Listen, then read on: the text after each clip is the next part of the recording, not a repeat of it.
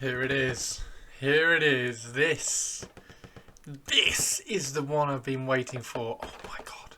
Right. Lictors. It's a Tyranid Lictor. Thank you very much to Games Workshop for sending it to me. To preview, I think it's only fair that if I get stuff sent over, then I can preview and just do a kit review for you. You get two variants. Well, I think you get three variants. We're going to have a look at the box in a second. You get three variants, or three variant poses. But I think we can push the variants even further. You will find out very, very soon. The Lictor, it's an absolutely iconic model. The old Lictor was obviously it was in fine cast. Once they moved away from the metal, and this new resculpt is pretty much. Let's just get the base out. It's on a 50mm base. There we go. The new resculpt is pretty much taking the aesthetic of the old one and just kind of zhuzhing it up. It's just improving the whole thing. You get more detail, you get a larger model, you get more stuff going on, you got more posability. And yes, there we go. So we get three different poses. I love this stalking one. This stalking one looks absolutely amazing with the hand down. You get this one here as well. Now, the interesting thing that I noticed when I was flicking through here, so obviously you can build all the different poses with the torso and the legs. However, as you will see here, and we'll show you on the sprue as well, the actual claw arms are incredibly posable, as you will see here. So if we have a look in, and we'll just zoom in a little bit here so that we can see the claw arms. So this is the actual penetrating, piercing claw. That's the forearm here, or sorry, the upper arm, and this would be the forearm. So this is the upper arm, but then we've got these three bits here. These are the ligaments which go between the two arms. So you have one ligament that's very, very far apart, so you can have a nice open claw, and then you have all the way down here to a very closed claw. So these different variations that we have here, the closed claw, the slightly open claw, and then the full open on the claw here, we can have those different variations on all these different poses. So I think, for instance, this pose would look amazing with like two open claws. This one would look amazing with two open claws, and this one actually would look really, really good with the closed claws, I think. Yeah, definitely something to kind of play around with, and we will do that. I will kind of mock up some of the different arms as we build it. Let's have a look at the sprue itself. As I was saying, it comes with a 50mm base, so that's nice and simple. So if you have the old Lictor and you want to base size him up, just rip him off his old base and throw him on a 50. That's absolutely fine. And then the sprue here, we get 4 arms. Yes, we get 4 arms, 4 of the claw arms, so different poses here. So we've got one that's slightly more kind of curled up, one that's slightly further out, and then one that's very out, so we can get all the different variations on the poses there. The detail again is just unreal, and again I mention this a lot. It's not necessarily the detail, it's more the cleanliness and the clarity of the detail. It's really, really kind of pointy and sharp. It's really, really good. Whatever plastic recipe or formulation they use, Games Workshop use, is just kind of pushes it so far. I mean, the details on all of this, and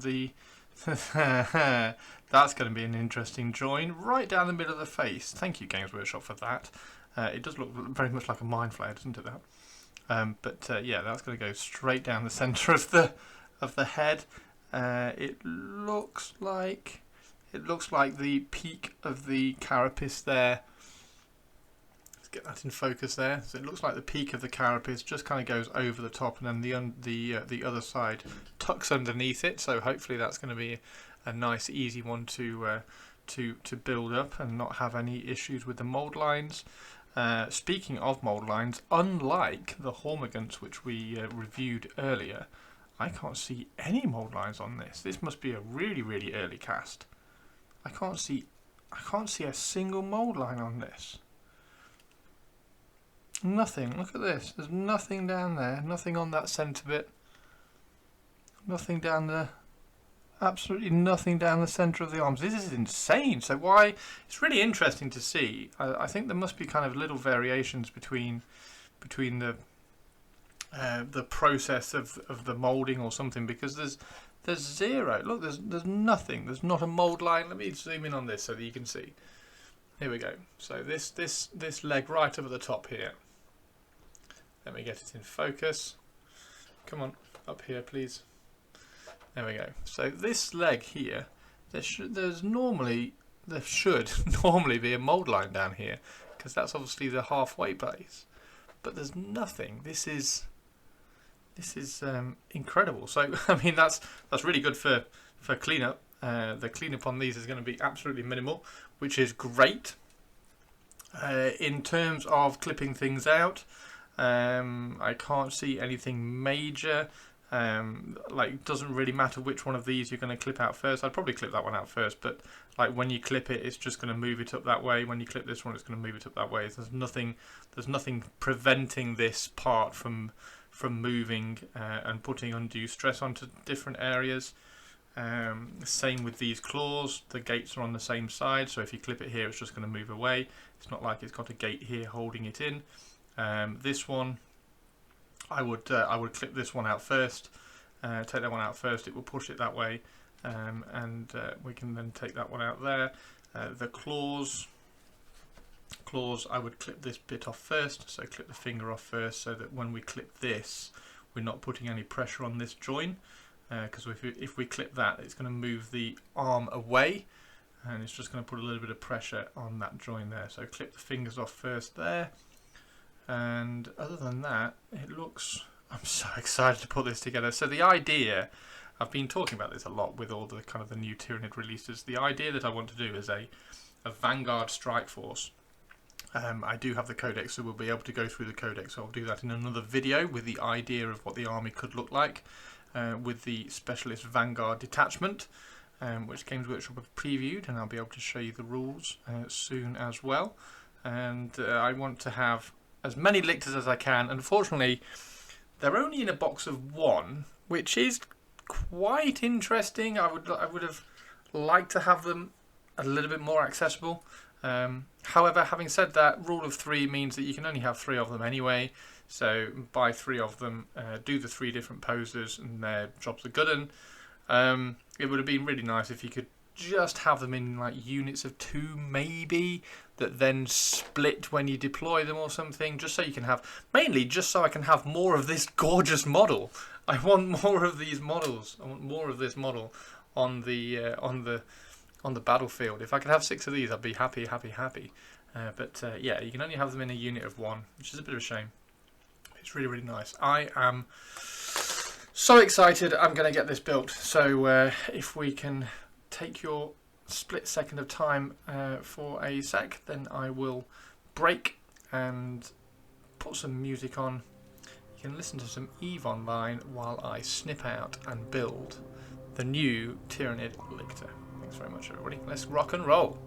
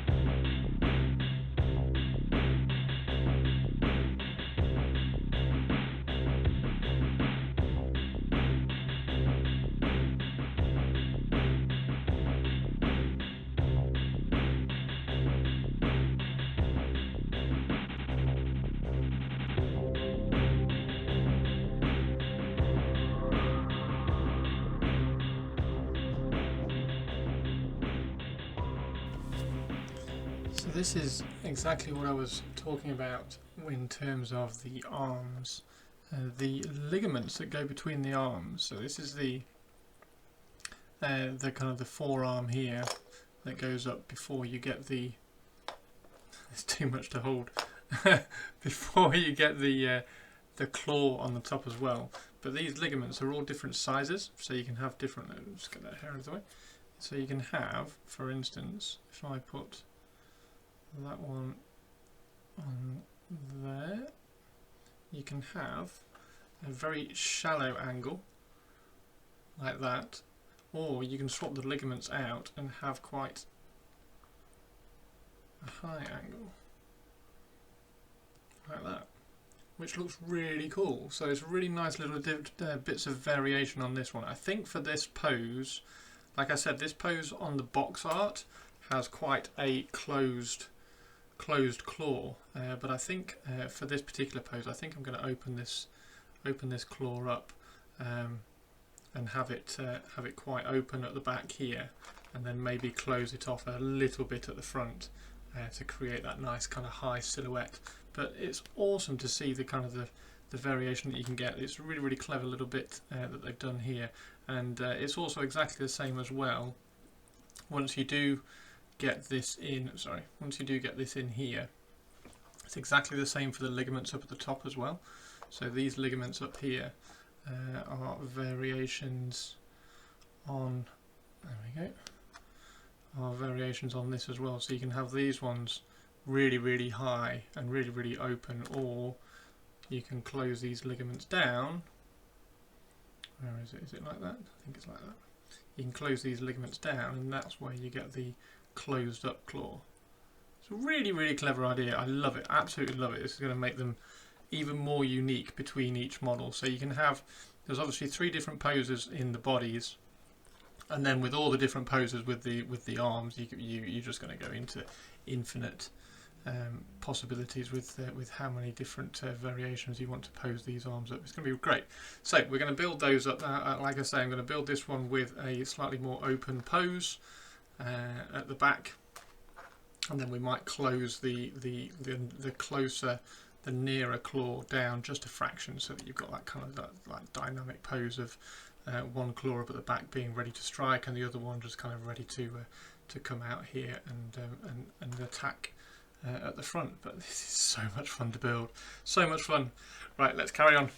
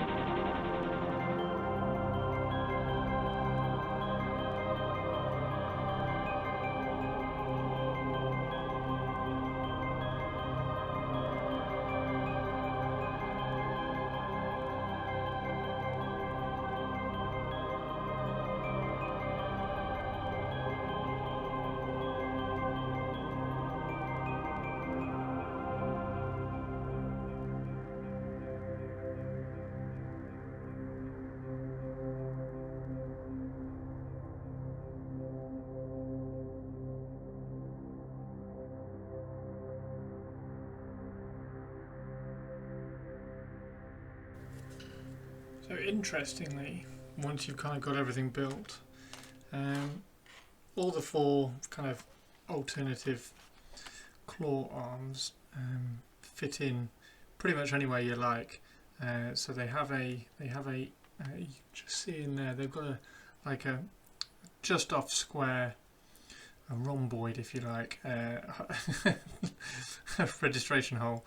But if you just cut that off, they do have like a little bit of a ball and socket joint, so I can pose this however I like, and both or all 4 of the arms obviously are going to fit. It just depends on what kind of pose that you want. So this pose where the leg is up like this, it's supposed to have this arm coming down a little bit further like this, but I quite like it with it being a little bit further up. So what I'm going to do is I'm going to cut that little registration peg off. I'm going to mount it on like that, and then the same on this side.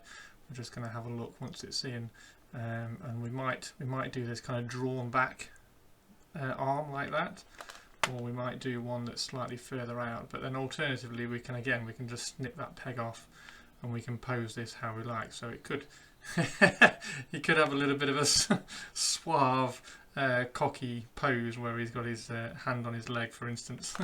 Does that fit? Does that fit on his leg? There we go. So he can sit there with his hand on his leg.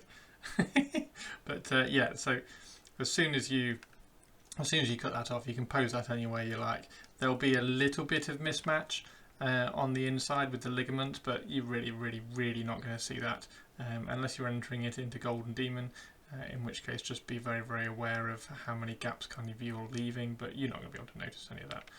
A lot of it is covered by the shoulder as well, so you'll be absolutely fine. So which one am I going to use? I think I'm going to do this kind of drawn back,